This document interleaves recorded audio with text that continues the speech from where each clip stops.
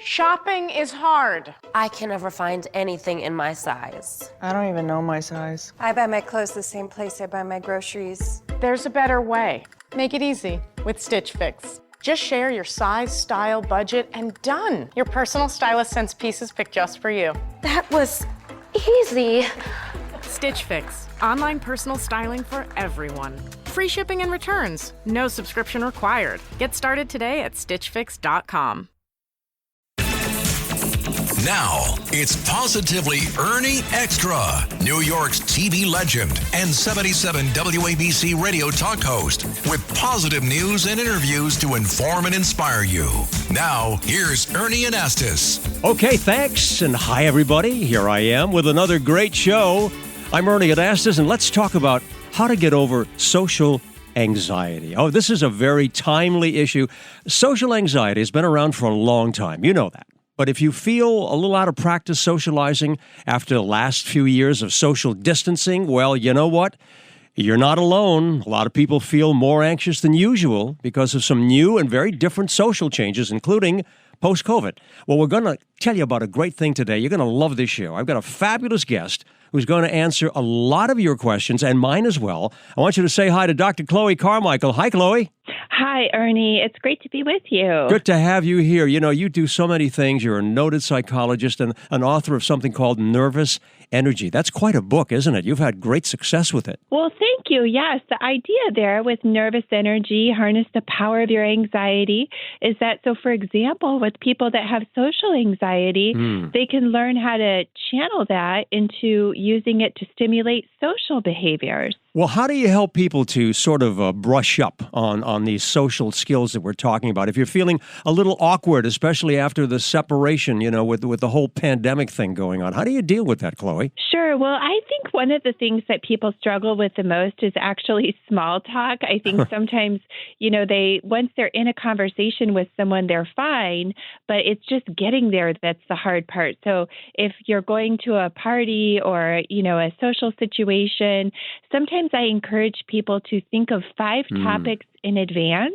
that are good little small talk topics. Okay, what would that be like? Anything, so it could be anything from, you know, what, say, major holidays are coming up. So we might say, oh, you know, 4th of July is coming. You know, what's happening there for you? Or it may be 1 or 2 things that have happened in your personal life, like maybe someone recently graduated from college or something. Sure. Or you can also think in that list of 5 topics of a couple things that you know have happened in the lives of the people that you'll be visiting with. So you can say, oh, you know, by the way, how was your trip to Colorado that you took? You know, but just the idea is that you come up with 5 things in advance, because if you wait till you're right there in the spot, it can be harder to think of things because then you're kind of more nervous. Yeah, it's like doing a little homework, right, before you go somewhere. I remember talking to somebody and they said, you know, one of the best things is ask people questions. Instead of them asking you if you feel uncomfortable, ask them, because people love to talk about themselves easily. Yes. And questions that start with the words why and how are really good ones, because if you say questions like, you know, what or when, it invites short answers. But if you say, oh, well, how did you choose that place for your vacation? Or, you know, why did you decide to go into such and such field? Right. And it really invites people to tell a story. Yeah, that's pretty basic. You know, it's like in journalism, you know, you say who, what, when, where, why, and sometimes when or how. And I think that it's same kind of principle. It's just asking people questions. But I think even with that, there are a lot of people that say, well, you know what, I'm not comfortable in general, but now with the lockdown, you know, we were stuck at home, couldn't go out, all that social distancing, we were afraid to talk to one another, to touch each other, even hold our own mail. You remember all of that? We were worried about it being contaminated. It was weird, but it contributed to this social anxiety that many people are still feeling today. How do you get over that? Well, one of the things that can be helpful is to retrain your brain to start scanning for signs of acceptance rather than signs of threat, because as you pointed out, we were a little over-conditioned to be thinking about threat.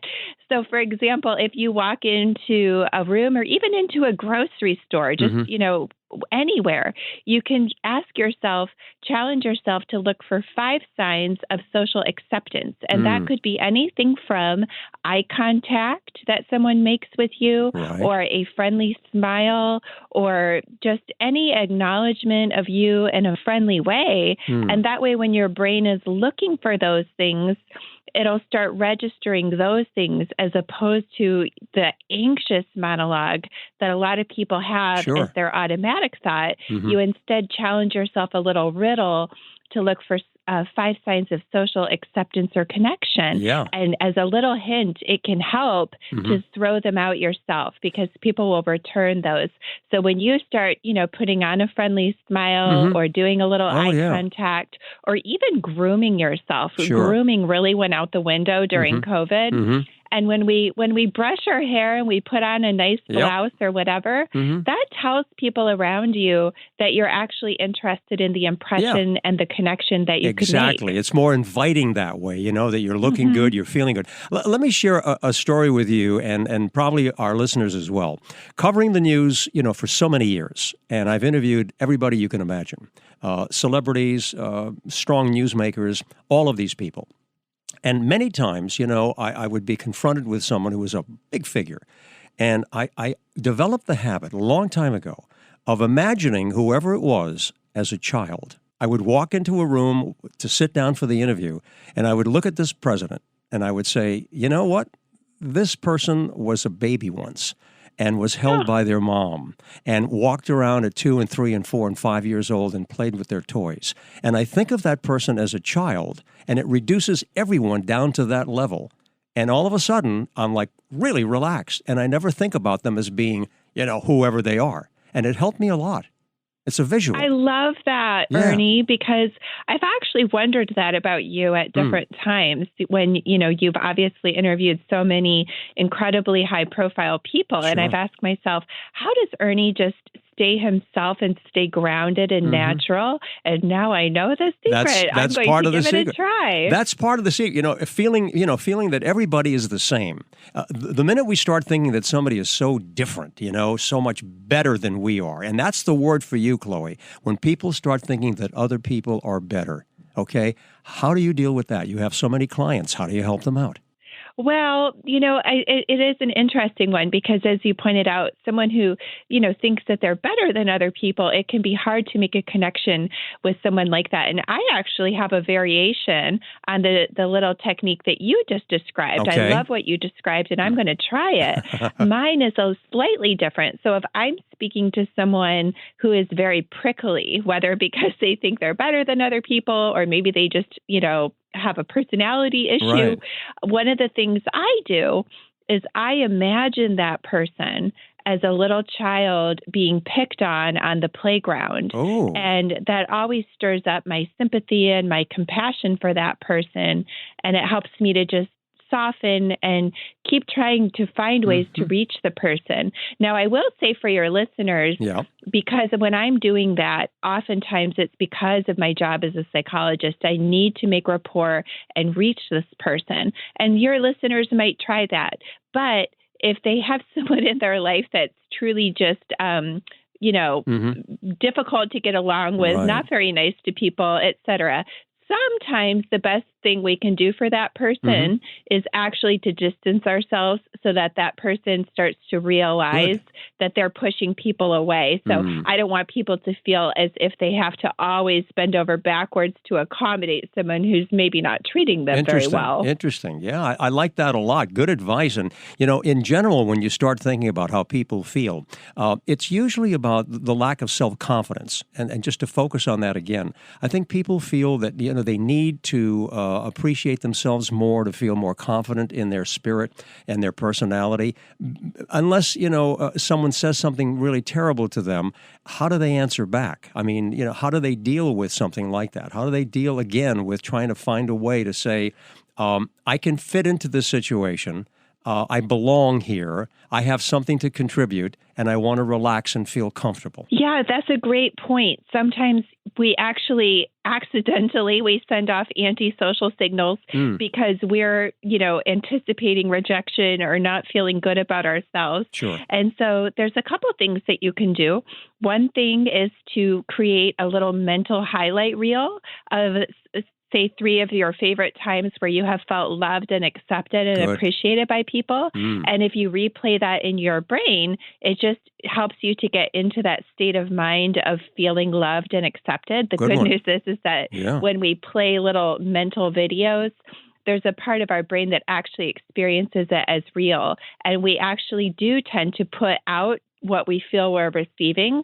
So if you can trick yourself into, quote, receiving some acceptance through a little video of some of your most warm and friendly moments, then that can help.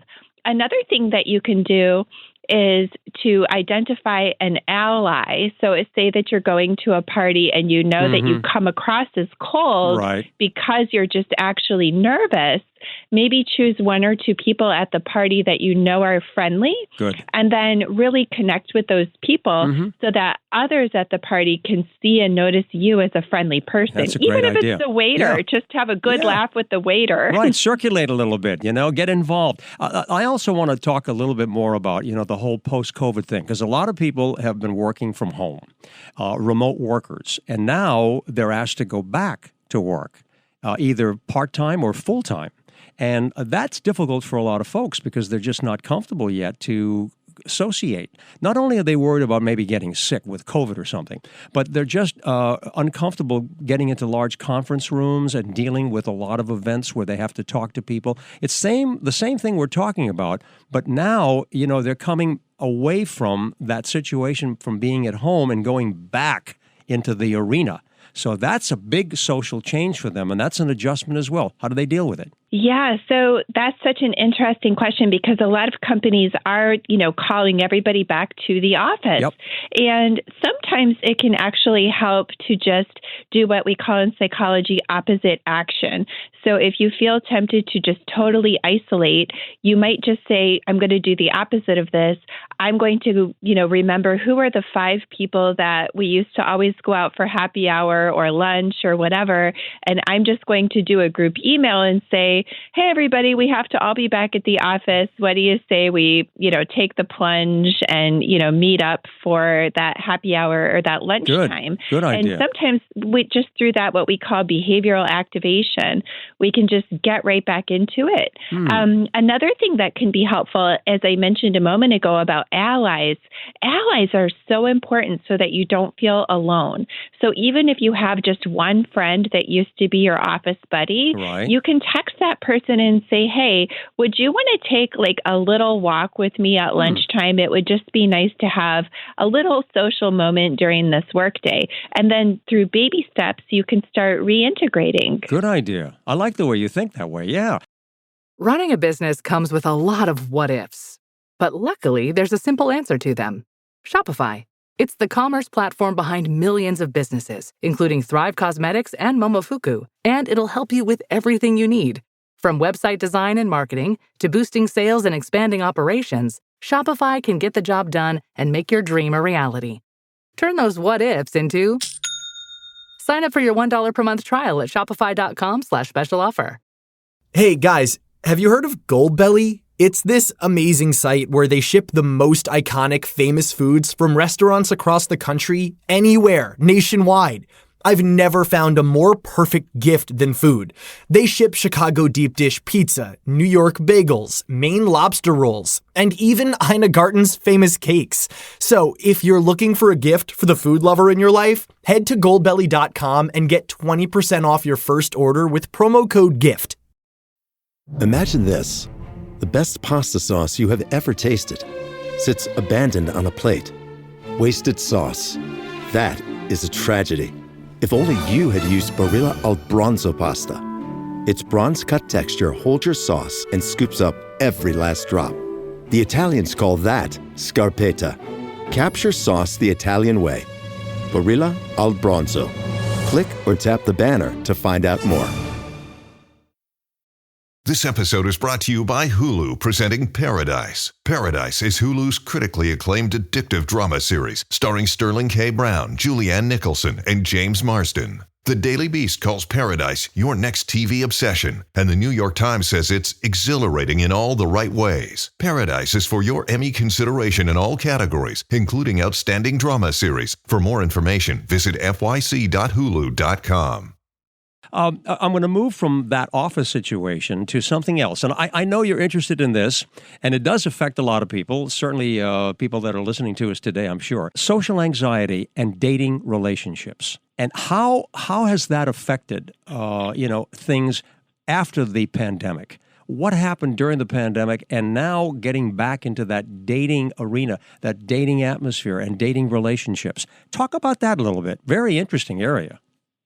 Yes, Ernie, you're so right. I mean, of all the things of the areas of life, I think dating was one of the hardest because that's really something that we have to kind of do in person, right? Right. So it was very hard for people that were single during the pandemic, especially young people, because with young people, they were still trying to figure out how to do those things in the first place. There's a little bit of a learning window. And then when they were sidelined during that time, I think it was difficult. And, even before the pandemic, everybody was trying to get young people off their phones. And then this just, kind of doubled down on it. Wow. So for young people especially, I just think it's really important to, first of all, normalize that it will feel a little bit awkward at first. But the important thing, and this comes from cognitive behavioral therapy, is that when something happens, the way that we make sense of it is very important. So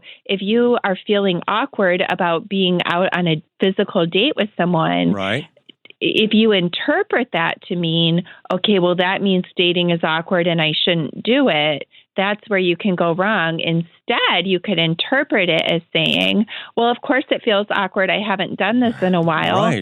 I probably need to go on 4 or 5 first dates before this will feel normal.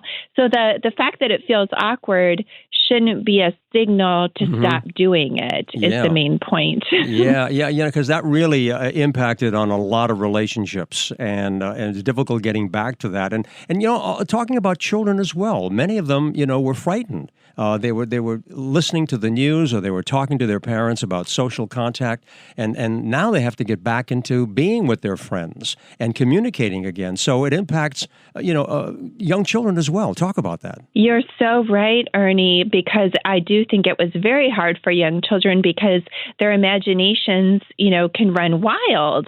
So I think it is really important for parents to make sure that they get their kids back together. And I think as well when it comes to wearing masks, which I know everyone has different feelings about, and people have to follow their doctor's advice if there's a certain medical situation. But I would, outside of extenuating circumstances, I would encourage parents to unmask their children, even if the child says that they feel more comfortable with it, because for the same reason that if your child says that they feel more comfortable sitting in their bedroom eating Snickers bars all day, you would say, well, Junior, that might be how you feel, but it's really better for you to get out there and not do that. And our faces are such an important way that we connect with people. We exchange social smiles and we, read each other's lips. It's one of the ways that children pay attention and notice what you're saying. So I would encourage them to try to just say, you know what, Junior, we're just going to go without that mask, even just for one afternoon. Good idea. Just to see how they feel with it. And then also make sure that you give them some activities to do. And this goes for the, adults who are trying to get back into dating as well. But when we have an activity to do, then we don't have time to be nervous as much because we get more involved in what we're doing. Exactly. Long before we had the pandemic, people had a difficult time communicating anyway. You know this. Everyone's been on the telephone. Not a lot of real face-to-face time. And that affects social anxiety because we're still, used to the idea of doing everything online and not being in the physical presence of somebody. Now, that's another social anxiety issue that I know you deal with, and I know that you follow what's going on. So what are we going to do about that? How can we improve on that? How can we make changes within ourselves so that we're more comfortable getting back? Because, in fact, a lot of organizations have lost members. You know this. They don't join anymore. People don't go to clubs anymore. They don't belong to the different organizations that used to be flourishing, whether it was the Boy Scouts or with the Kiwanis clubs and things like that. Now people are saying, I don't want to be involved because I can do it all on my telephone or on my iPad, right? It's true.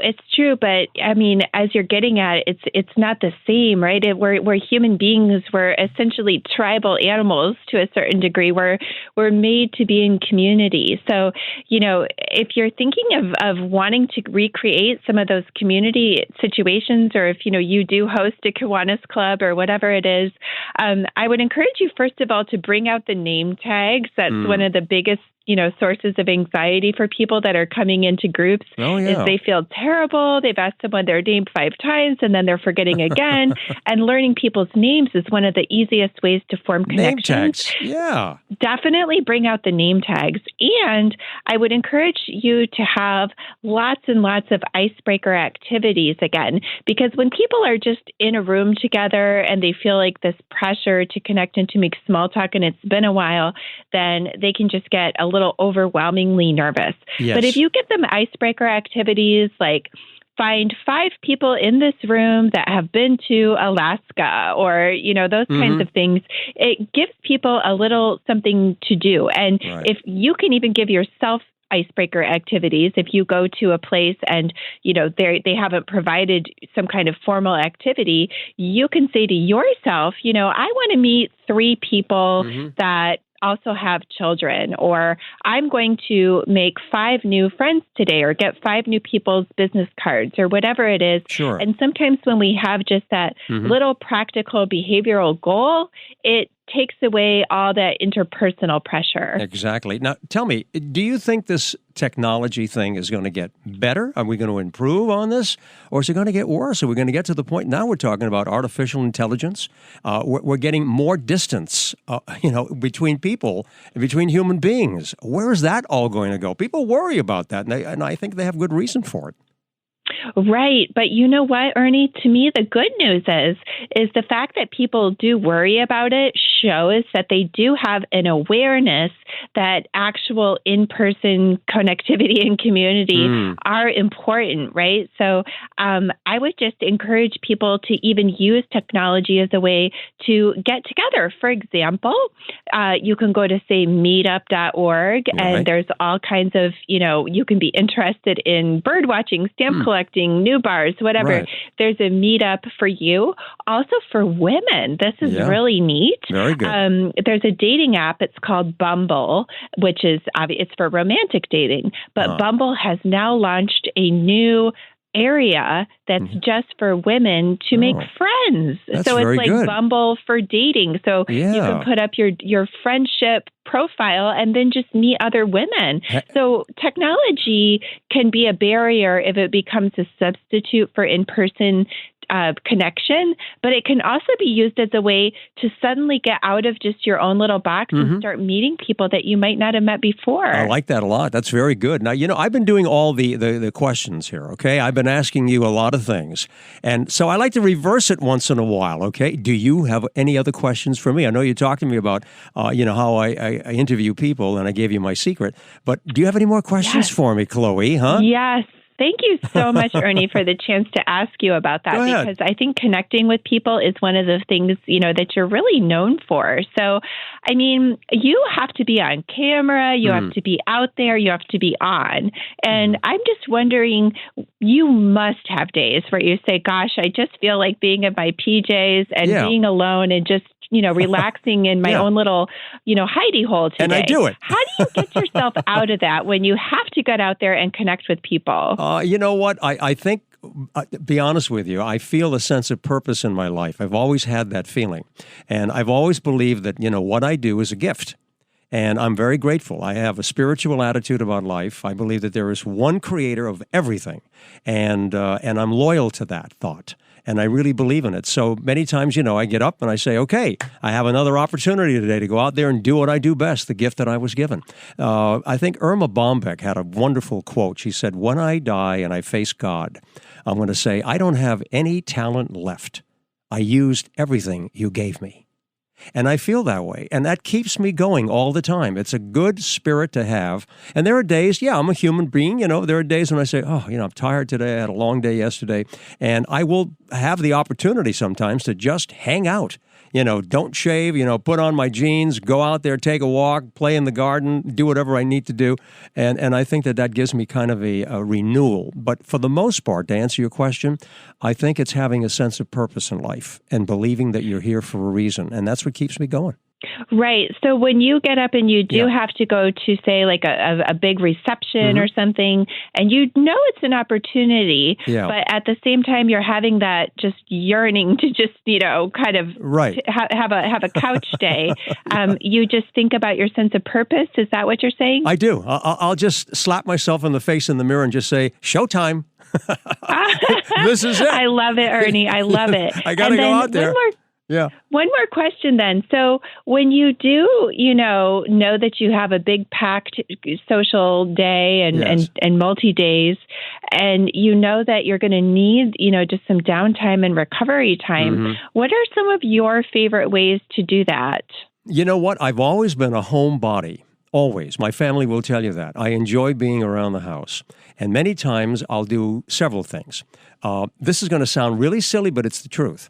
I love to go to the supermarket.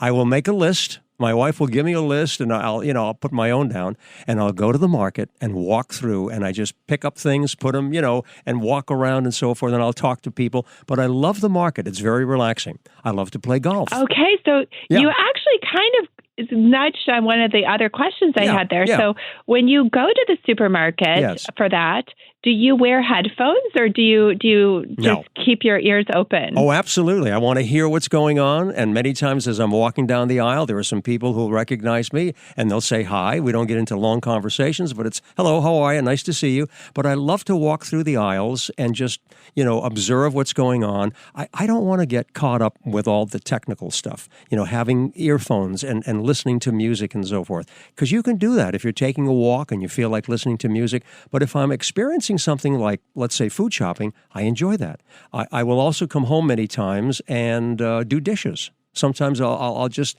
find a few dishes and I'll just wash them and clean them. I guess I remember my dad doing that. My dad was a very neat person. So was my mom. So that's a habit that I have. But I'll putter around the house. I'll go out in the garden and I might do a little trimming out there or do a little raking. I enjoy that. I also do other things. I play golf.